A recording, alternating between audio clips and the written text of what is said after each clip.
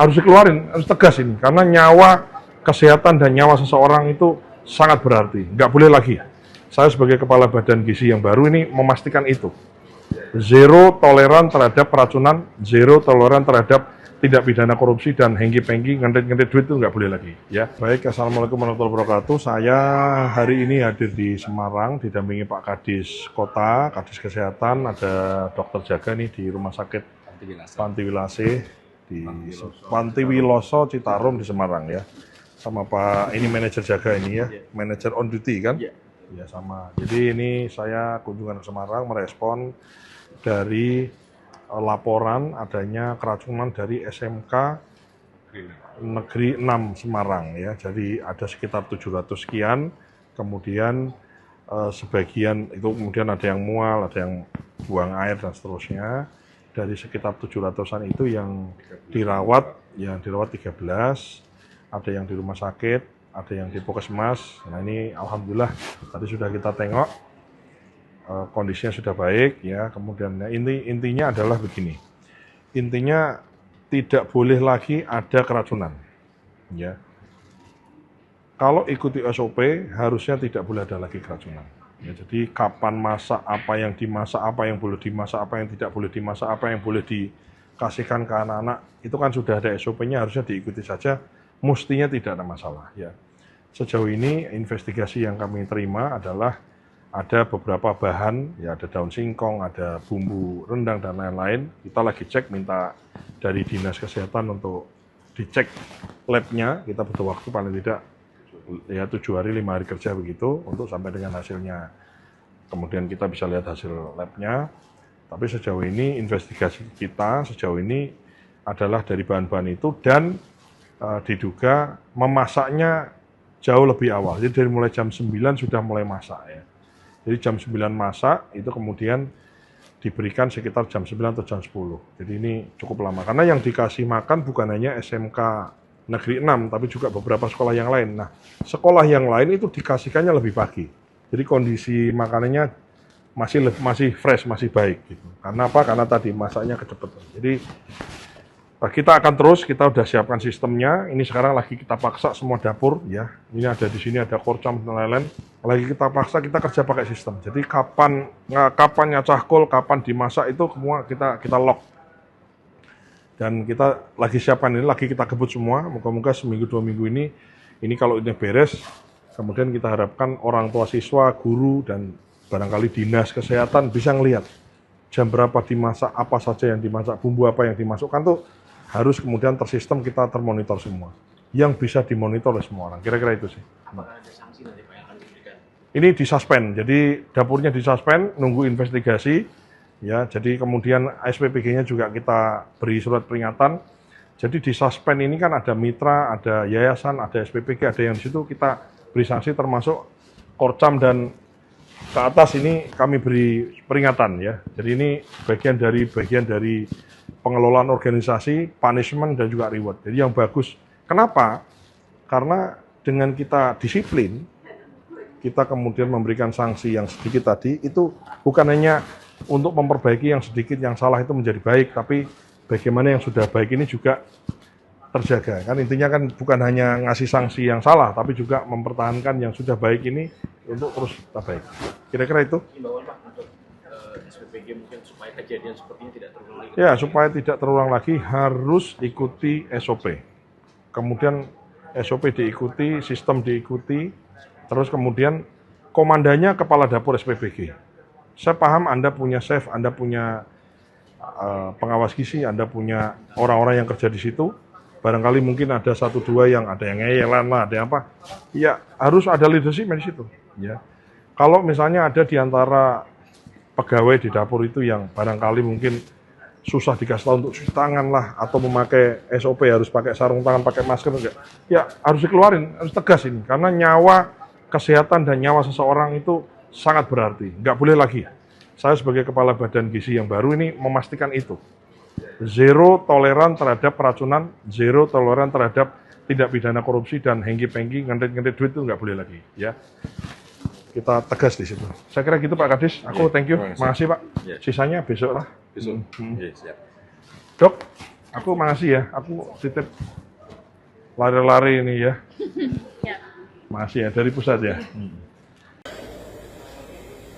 Operasional ya, kami melaksanakan operasional, tentu saja kami akan melaksanakan apapun keputusan yang menjadi keputusan dari negara, kebijakan dari pemerintah, tentu saja ini nanti akan dibarengi atau akan dilanjutkan dengan kebijakan oleh pemerintah, apakah itu Kementerian Keuangan, Badan Anggaran, dan seterusnya. Kami, Badan Gizi Nasional, adalah lembaga di tingkat operasional dan kami akan melaksanakan apapun tugas dengan anggaran seperti apa, dengan sebaik-baiknya. Saya kira itu penjelasan. Bahan subsidi di dapur SPPG ini apakah sudah ada surat edaran atau arahan khusus kepada SPPG di daerah? Karena berdasarkan temuan katanya masih ada yang masih memakai minyak kita seperti itu. Demikian Mas Dar. Ini langsung saya jawab atau saya jawab langsung aja? Jadi kami menduga, ini namanya dugaan, tentu saja pembuktiannya ada pada penegak hukum. Kami menduga kenapa uang bisa ke rekening di mana dapur itu rekeningnya double atau dapur itu belum beroperasi. Kami menduga ada oknum terdahulu di dalam BGN yang kemudian mengirimkan ini. Apa motivasi dan lain-lainnya kami sedang perdalam. Apakah misalnya ya tentu saja ada dua nih motivasinya, motivasi mens rea kejahatan atau yang satunya. Kalau mens rea kejahatan mungkin dia niat mau nyuri misalnya. Atau bisa jadi misalnya kami menduga ini yang katakanlah mendugaan yang bukan pelanggaran pencurian atau tindak pidana korupsi adalah dia hanya ingin ngirim ke banyak rekening supaya kelihatan serapan anggarannya tinggi. Ya, jadi anggarannya terserap banyak gitu, jadi kemudian serapan di BGN-nya tinggi sehingga supaya ada dicek itu kira-kira serapan tinggi itu adalah sama dengan prestasi yang baik dari sebuah lembaga. Itu kami sedang mendalami ini ya. Dan manakala ada indikasi mens rea, ada indikasi niat jahat untuk nyuri, ngentit atau nyolong tadi, maka ini kita serahkan kepada penegak hukum. Kemudian terkait bahan subsidi, ya kita kirim surat edaran dan clear ya di peraturan, sebetulnya di yang lalu-lalu juga sudah dikasih tahu. Maka ada kemungkinan kita sedang ingin menginvestigasi dapur-dapur yang menggunakan bahan subsidi tadi, selisihnya dikembalikan ke kas negara.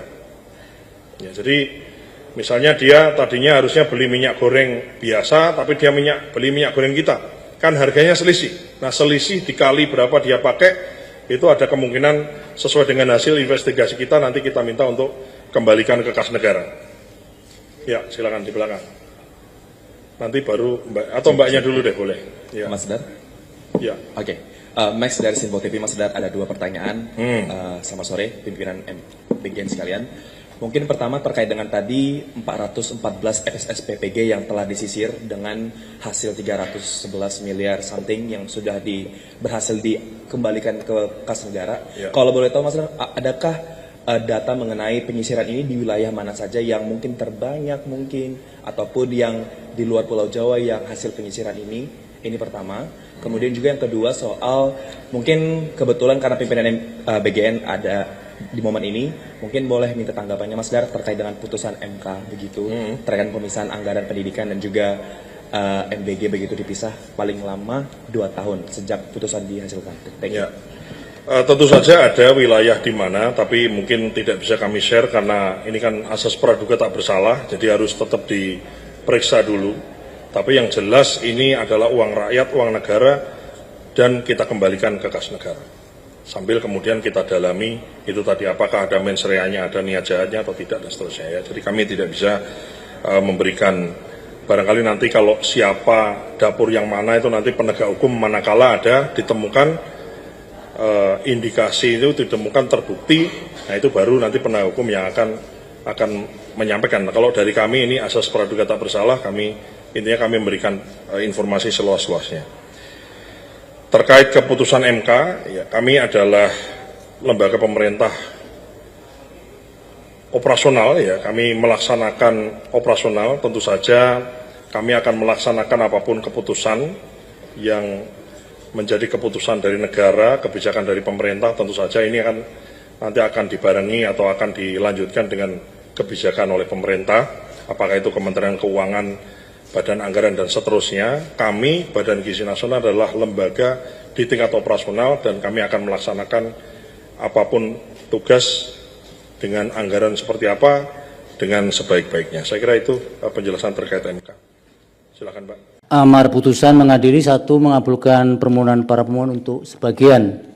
2. Menyatakan penjelasan pasal 22 ayat 3 Undang-Undang Nomor 17 Tahun 2025 tentang anggaran pendapatan dan belanja negara tahun 2026, Lembaran Negara Republik Indonesia tahun 2025, nomor 179, tambahan Lembaran Negara Republik Indonesia nomor 7144, tidak bertentangan dengan Undang-Undang Dasar Negara Republik Indonesia dan memiliki kekuatan hukum ikat secara bersyarat sepanjang dimaknai hanya berlaku untuk anggaran pendapatan dan belanja negara tahun anggaran 2026, sehingga untuk anggaran pendapatan dan belanja negara tahun-tahun berikutnya, anggaran program makan bergizi yang bukan merupakan komponen utama pendidikan dipisah atau tidak menjadi bagian dari anggaran operasional penyelenggaraan pendidikan, dan pemisahan dimaksud berlaku paling lambat dalam anggaran pendapatan dan belanja negara tahun anggaran 2028 atau paling lama 2 tahun sejak putusan aku diucapkan.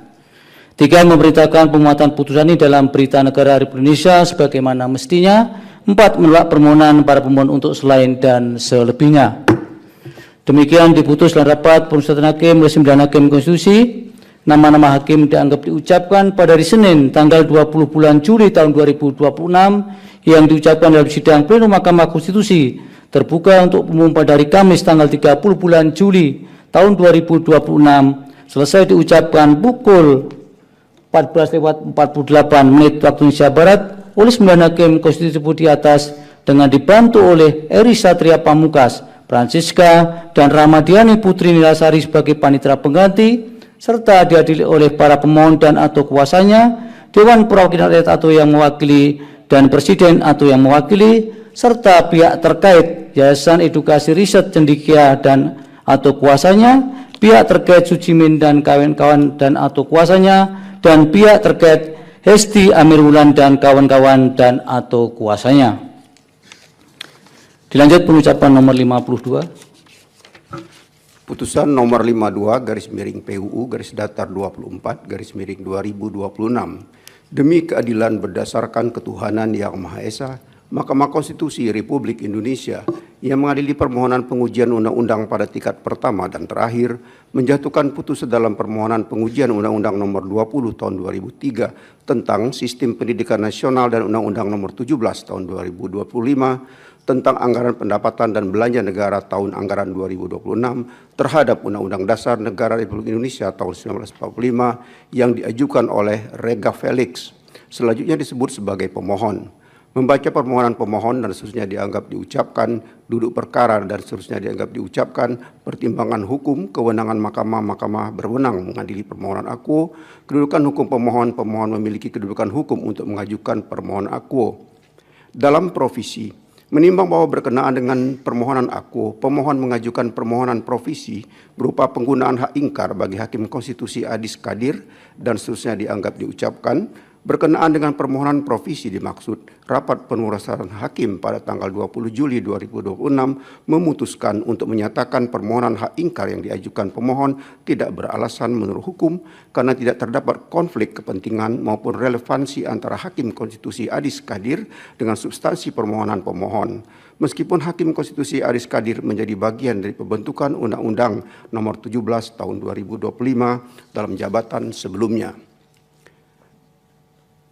Paragraf 3.8 sampai dengan paragraf 3.13 dan seterusnya dianggap diucapkan, menimbang bahwa sebelum mempertimbangkan dalil permohonan pemohon akuo lebih lanjut, penting bagi mahkamah untuk mempertimbangkan terlebih dahulu sepanjang berkenaan dengan permohonan pemohon mengenai pengujian norma pasal 49 ayat 1 Undang-Undang 20 tahun 2003. Setelah dicermati secara saksama telah ternyata berkaitan dengan norma akuo, Mahkamah telah menjatuhkan putusan dalam putusan Mahkamah Konstitusi nomor 24 garis miring PUU garis datar 5 angka Romawi garis miring 2007 yang dalam amar putusannya antara lain menyatakan frasa dalam tanda kutip gaji pendidik dan dinyatakan bertentangan dengan UUD NRI tahun 1945 dan tidak mempunyai kekuatan hukum mengikat. Oleh karena itu, jika hal tersebut dikaitkan dengan permohonan pemohon yang mengajukan permohonan pengujian norma pasal 49 ayat 1 Undang-Undang 20 tahun 2003 tanpa menyebutkan bahwa frasa tanda kutip gaji pendidik dan dalam norma pasal 49 ayat 1 Undang-Undang 20 tahun 2003 bertentangan dengan UUD RI tahun 1945 dan tidak mempunyai kekuatan hukum mengikat sebagaimana telah dimaknai dalam putusan Mahkamah Konstitusi nomor 24 garis miring PUU garis datar 5 garis miring 2007 sehingga seolah-olah norma pasal 49 ayat 1 Undang-Undang 20 2003 masih seperti norma yang terdapat dalam Undang-Undang 20 tahun 2003 sebelum dinyatakan sepanjang frasa tanda kutip gaji pendidik dan dinyatakan bertentangan dengan UUD NRI tahun 1945 dan tidak mempunyai kekuatan hukum mengikat adalah inkonstitusional. Oleh karena itu, menurut Mahkamah Tata Cara penyebutan norma pasal 49 ayat 1 Undang-Undang 20 tahun 2003 yang telah dimaknai tersebut dengan tidak menyebutkan sebagaimana telah dimaknai dalam putusan Mahkamah Konstitusi nomor 24 garing PU garis datar 5 garis miring 2007 adalah penyebutan yang tidak tepat. Dengan demikian, Mahkamah berpendapat permohonan pemohon sepanjang pengujian norma pasal 49 ayat 1 Undang-Undang 20 2003 harus dinyatakan tidak jelas atau kabur atau obskur.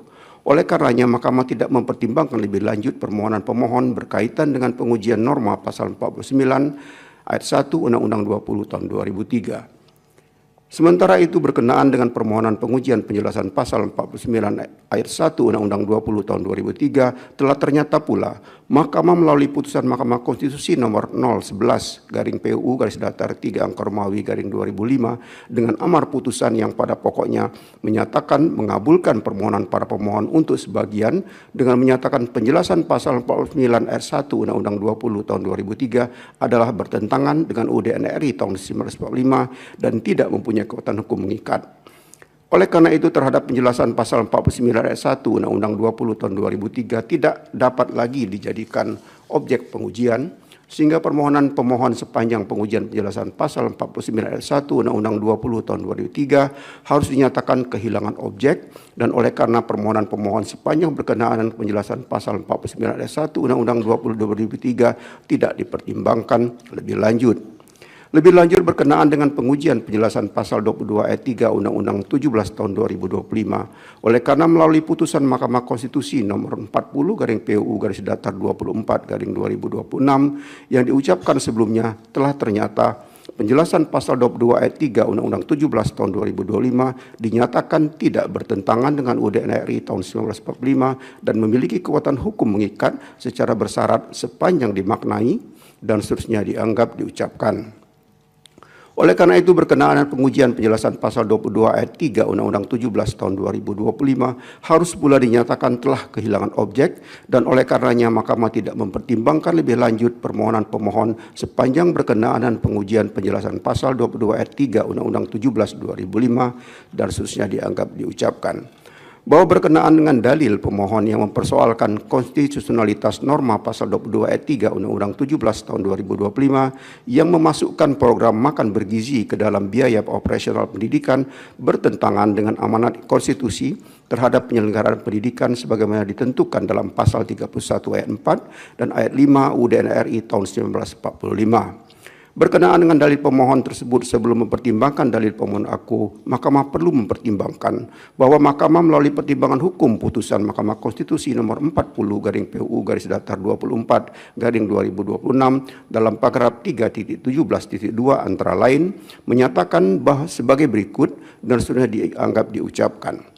Berdasarkan kutipan uraian pertimbangan hukum tersebut, Mahkamah telah menyatakan norma pasal 22 ayat 3 Undang-Undang 17 2025 adalah konstitusional. Oleh karena itu berkenaan dengan pengujian norma pasal 22 ayat 3 Undang-Undang 17 2025 menurut Mahkamah, pertimbangan hukum tersebut secara mutatis mutandis dapat dijadikan pertimbangan hukum dalam menilai konstitusionalitas norma pasal 22 ayat 3 Undang-Undang 17 tahun 2025 dimaksud. Berdasarkan uraian pertimbangan hukum tersebut di atas, dalil pemohon berkenaan dengan norma pasal 22 ayat 3 Undang-Undang 17 2025 bertentangan dengan UUD NRI tahun 1945 adalah tidak beralasan menurut hukum. Paragraf 3.16 dan 3.17 dan seterusnya dianggap diucapkan, konklusi dan seterusnya dianggap diucapkan, berdasarkan Undang-Undang Dasar Negara Republik Indonesia tahun 1945 dan seterusnya dianggap diucapkan. Amar putusan mengadili dalam provisi menolak permohonan provisi pemohon. Dalam pokok permohonan 1, menyatakan permohonan pemohon sepanjang berkenaan dengan pengujian norma pasal 49 ayat 1 dan penjelasan pasal 49 ayat 1 Undang-Undang Nomor 20 Tahun 2003 tentang Sistem Pendidikan Nasional Lembaga Negara Republik Indonesia Tahun 2003 Nomor 78, tambahan Lembaga Negara Republik Indonesia Nomor 4301 serta penjelasan pasal 22 ayat 3 Undang-Undang Nomor 17 Tahun 2025 tentang Anggaran Pendapatan dan Belanja Negara Tahun 2026, Lembaga Negara Republik Indonesia Tahun 2025 Nomor 179, tambahan Lembaga Negara Republik Indonesia Nomor 7144 tidak dapat diterima.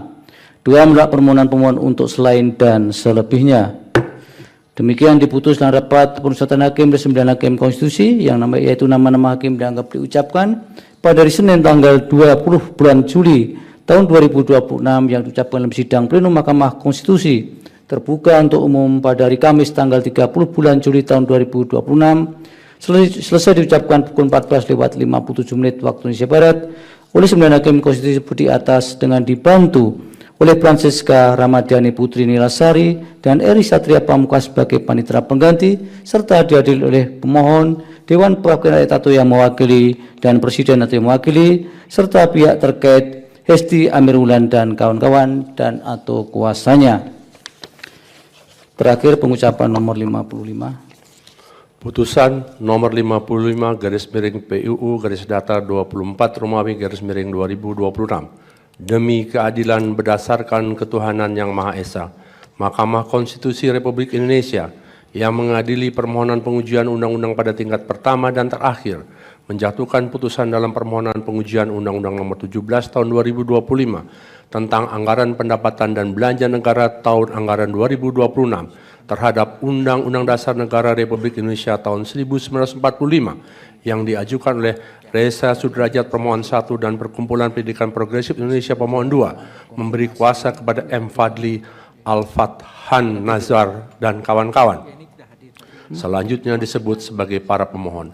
Membaca permohonan para pemohon dan seterusnya dianggap diucapkan duduk perkara dan seterusnya dianggap diucapkan pertimbangan hukum, kewenangan mahkamah. Mahkamah berwenang mengadili perkara permohonan aku, kedudukan hukum pemohon. Pemohon 2 tidak memiliki kedudukan hukum untuk mengajukan permohonan aku. Adapun pemohon 1 selanjutnya disebut sebagai pemohon memiliki kedudukan hukum untuk mengajukan permohonan aku. Pokok permohonan. Paragraf 3.7 sampai dengan 3.13 dan seterusnya dianggap diucapkan. Menimbang bahwa setelah mahkamah memeriksa dengan saksama permohonan, bukti-bukti setara keterangan ahli dan saksi yang diajukan oleh pemohon, keterangan Dewan Perwakilan Rakyat serta keterangan ahli yang diajukan DPR, keterangan Presiden serta keterangan ahli dan saksi yang diajukan Presiden, keterangan para pihak terkait dan bukti yang diajukan, kesimpulan pemohon, kesimpulan Presiden, kesimpulan para pihak terkait dan keterangan amicus curiae.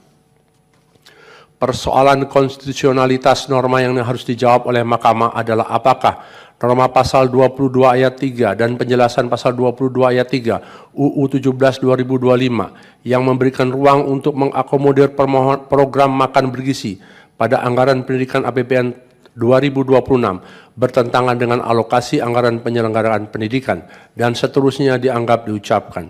Menimbang bahwa pemohon mendalilkan konstitusional norma pasal 22 ayat 3 UU 17 2025 bertentangan dengan pasal 1 ayat 3, pasal 28D ayat 1, pasal 28D ayat 2, pasal 31 ayat 1 dan pasal 31 ayat 4 UUD NRI tahun 1945. Setelah mahkamah mencermati secara saksama substansi permohonan pemohon aku, telah ternyata norma pasal 22 ayat 3 UU 17 2025 yang dipersoalkan konstitusionalitasnya tersebut memiliki keterkaitan dengan permohonan yang telah diputus mahkamah dalam putusan Mahkamah Konstitusi nomor 40 garis miring PUU garis datar 24 garis miring 2026 yang diucapkan sebelumnya dengan pertimbangan antara lain sebagai berikut dan seterusnya dianggap diucapkan.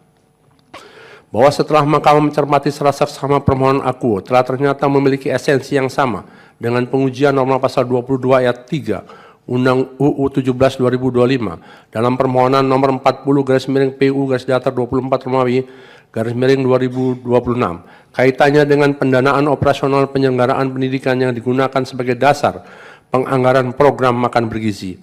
Oleh karena itu, pertimbangan hukum putusan Mahkamah Konstitusi nomor 40 garis miring PUU garis datar 24 Romawi garis miring 2026 yang diucapkan sebelumnya mutatis mutandis berlaku pula dalam mempertimbangkan dalil permohonan akuo.